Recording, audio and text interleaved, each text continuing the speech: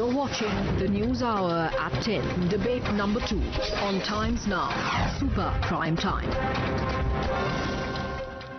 All right, joining us on the show is Sushant Sareen, former fellow of ORF, senior fellow of ORF, beg your pardon, Major General Dhruv Katoj, director of India Foundation, Darrell G. Kimball is executive director of the Arms Control Association, Peter Kuznick is author and professor of history and director of the Nuclear Studies Institute at American University. Let me start with you first. Major General Dhruv Katoj, where do you stand on what has been stated by the defense minister? You have a country that, is completely at odds. You have, the odd side of the Prime Minister today atop a tank that has been covered in bushes. I mean, one has heard of camouflage paint. Here they literally decided to camouflage it with bushes. Something that, is a picture in contrast to what the Prime Minister did when he visited Adhampur in front of the S-400 and the MiG aircraft there. But leave all that aside, leave all the bizarre statements from the various defense spokespersons who have come in. Can Pakistan actually be trusted with nukes, the kind of country that it is and the kind of situation that it finds itself in today? Thank you, Madhav. Madhav, India has finally got a new doctrine, which I will call the Modi doctrine. But I won't talk about that. I simply want to talk about this nuclear threat. Now, as far as Pakistan is concerned, I think what the defense minister has said today is absolutely applicable. This country is a rogue nation, and we cannot trust nuclear weapons in their hands. At this particular point of time, I think we are still not in a very dangerous ground, because the Pakistan military has still got adequate control. My fear is the day the Pakistan military ties up with the radical Islamist elements to stick on into power and become something like in Afghanistan, that day all bets are off.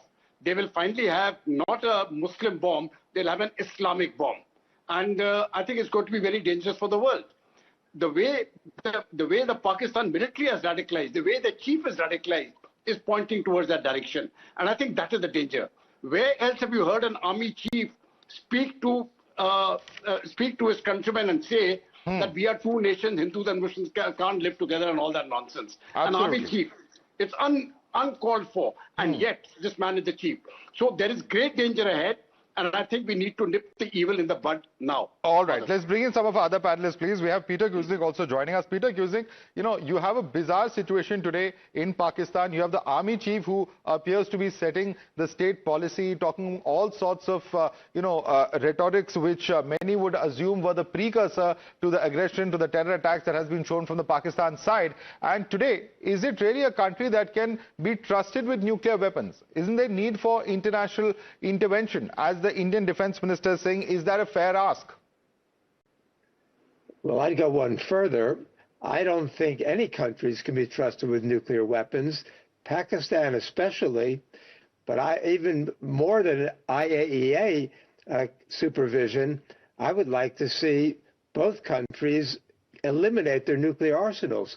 From the beginning in 1998, the world's concern is if another war breaks out, India is so much more powerful than Pakistan that the Indian armed forces would overwhelm the Pakistani armed forces, and the concern has been all along that Pakistan would respond with nuclear weapons. This was almost the case last week. Fortunately, the cooler heads prevailed in this situation, but Pakistan's ability to resist India is very, very limited, given the disparity in the forces. And so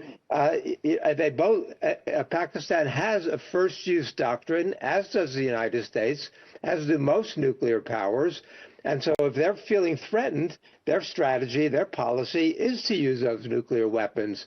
So India is strong enough without nuclear weapons to resist Pakistan, and it'll be in India's interest. That's exactly what's been stated by the Prime Minister. Sorry for interrupting you, sir, but that's exactly what is stated by the Indian Prime Minister, that you can't have a policy of trying to attack India through terror attacks and then hide under the shield of us having nuclear weapons. The whole world will, be destroyed in a nuclear war. It's a bluff in a sense that has been called out this time around, is exactly what the Indian Prime Minister said. Except that calling their bluff on this is not sufficient, because given the instability in Pakistan, there is no guarantee that they wouldn't use their nuclear weapons. And that's certainly not in India's interest or anybody else's interest, the world's interest. So we saw the similar kinds of threats being made when the Ukrainians were given permission by Biden to use the Attack-M missiles to strike inside of Russia. There was a report from the CIA that there was a 50-50 chance there was going to be nuclear war at that point. This is too volatile. We can't trust deterrence. Well, sir, I can only say one thing. The perception here is that Pakistan also fears that it will be completely obliterated if it tries any such misadventure with nukes. But Sushant, I want to draw you into the debate. Do you agree with Mr. Kuznick? Please unmute yourself and speak.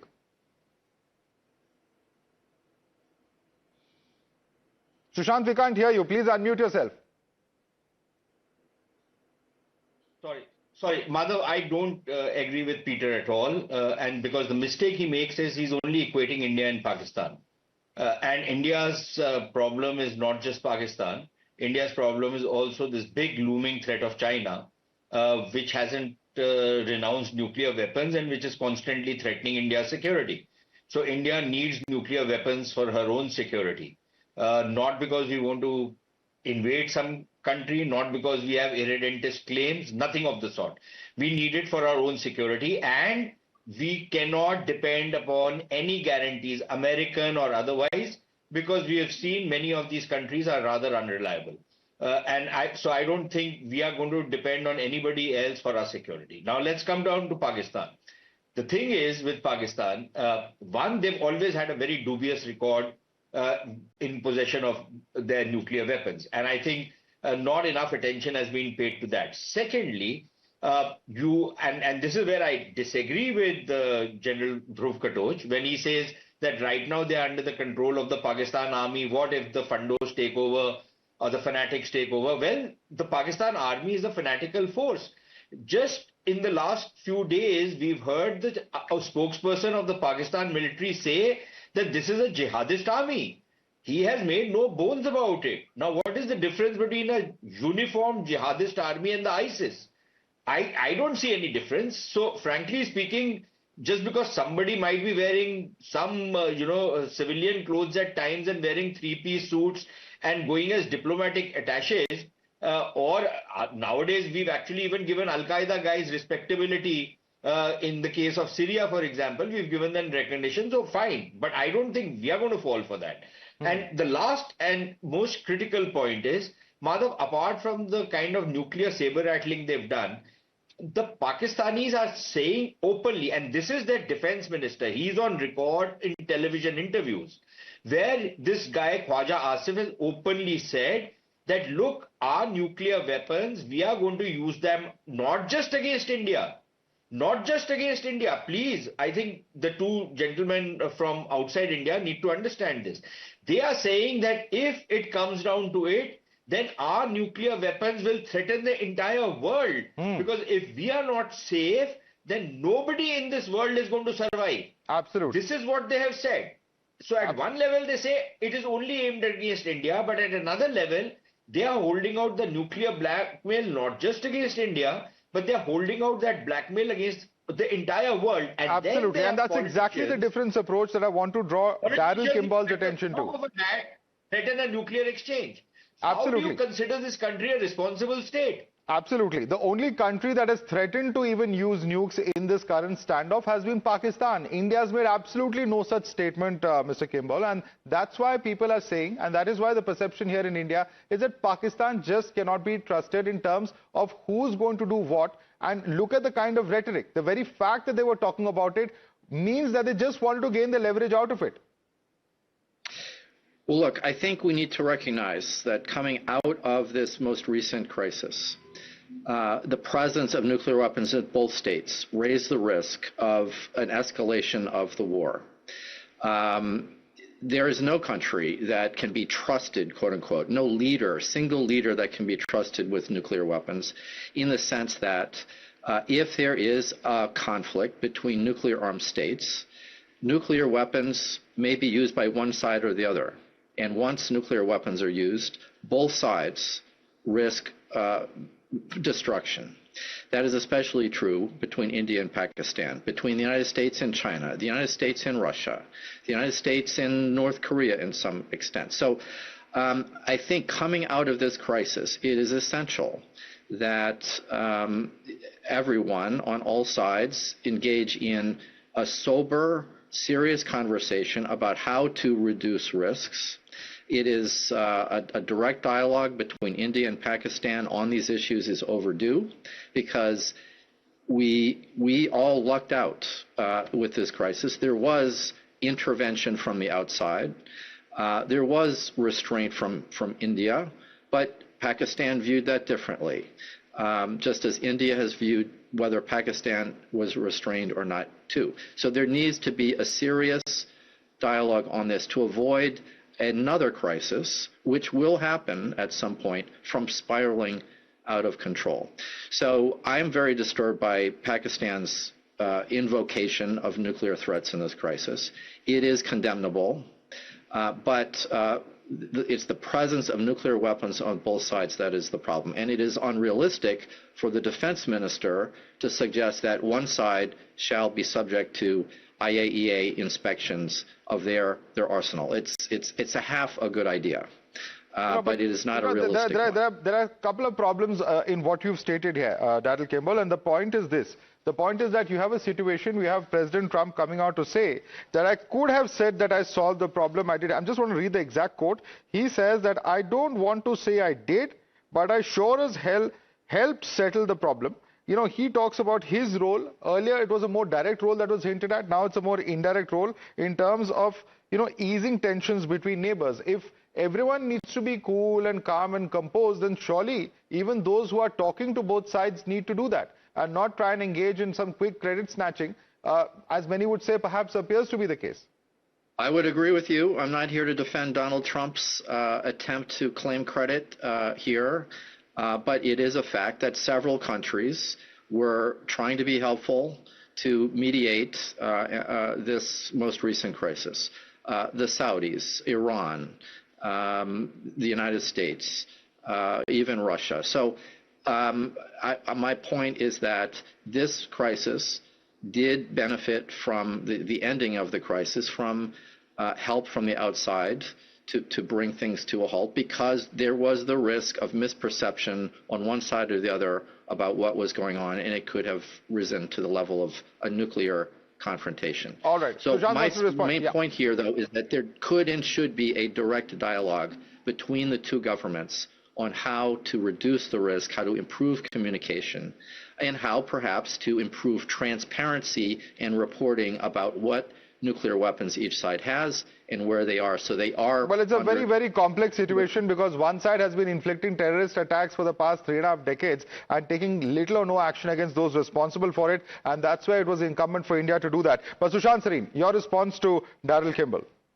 Yeah, you know, again, they're just reducing this whole thing to an India and Pakistan thing. And just because we behave responsibly, the white folk often tend to equate us with the Pakistanis, who are dropping nuclear threats on everybody and say, well, it's unrealistic to ask the Pakistanis, so you also join them. Please tell me, why should then only India and Pakistan talk? Why not India and China? Why not India and the United States? Why not US and the Chinese? Why are you singling us out? You also have your tensions. I'm not singling you out, sir. If you look at, we've recommended. We are suggesting. One by one. I'm coming to you, Daryl Kimball. After Sushant Sareen, I'm coming right across to you.